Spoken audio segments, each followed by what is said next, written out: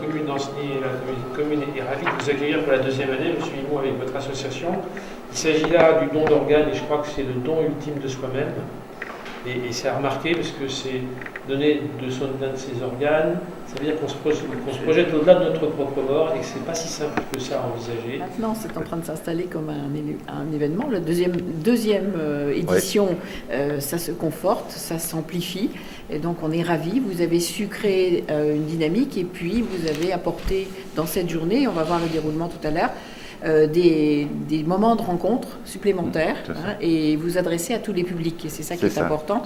Vous avez su bien diversifier. Donc, on est ravis de vous recevoir. Je voulais prouver que le don d'organes, le don de moelle osseuse, enfin le don de soi, n'était pas incompatible avec le festif. Auparavant, moi j'ai organisé, ça fait 40 ans que j'organisais des fêtes. Et donc, je voyais ça tout à fait faisable. Donc j'ai été un petit peu abandonné par mes pairs. Et maintenant qu'ils reviennent tous vers moi, puisqu'en fait ils se rendent compte que parler de mort dans un milieu festif, ça peut se faire. On peut le faire.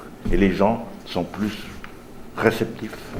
Je cherchais un moyen spectaculaire pour organiser cette journée. Donc les motos m'a semblé être tout à fait adéquates, puisque c'est des gens qui sont très solidaires. On en a eu pour preuve la première année 620 inscriptions, ce qui en France ne s'est jamais connu. Et quand on fait le tour des petits greffés, puisque depuis que j'ai lancé ça, j'en vois énormément, tous les petits qui sont sauvés avec de la moelle qui vient d'Allemagne, des États-Unis ou d'Angleterre. Je n'en ai encore retrouvé aucun qui était sauvé avec de la moelle française. Alors cette année, les nouveautés, c'est donc le vide-grenier. Alors le vide-grenier a pour but premier d'amener du monde.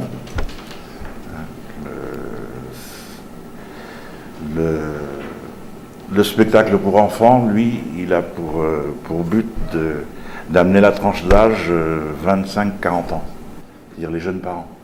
Mais on va faire une collecte de sang de 10 à 13 heures.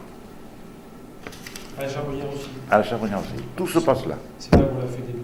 Ouais, on prend les locaux très tôt le matin, puisque pour le vide-grenier, on s'installe dès 7 heures. Et après le vide-grenier, mais on a les départs motards. Et dans les 12, on a quand même des associations qui sont hyper connues, puisqu'on a la Fondation Centaure qui vient.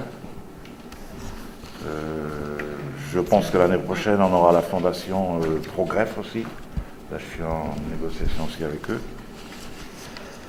On a Omavi qui est bien connu sur le secteur de la Loire-Atlantique. Et on a eux qui sont les plus connus, ceux qui sont les plus connus, le Rire Médecin. Autrement, il y a Adajad, là, alors ça c'est complètement privé.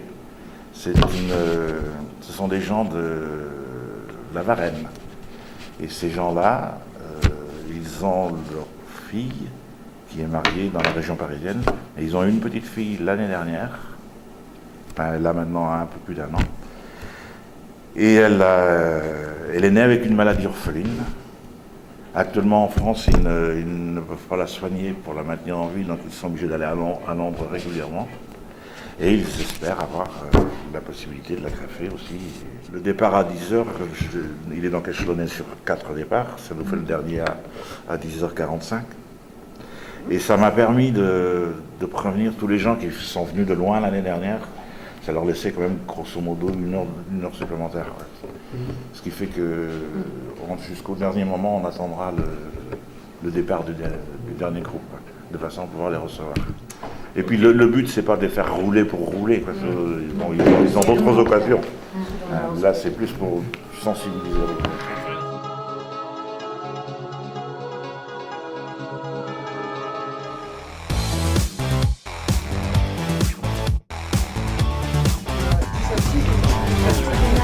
D'art contemporain. Donc c'est un lieu qui a plusieurs missions. La première, c'était une collection.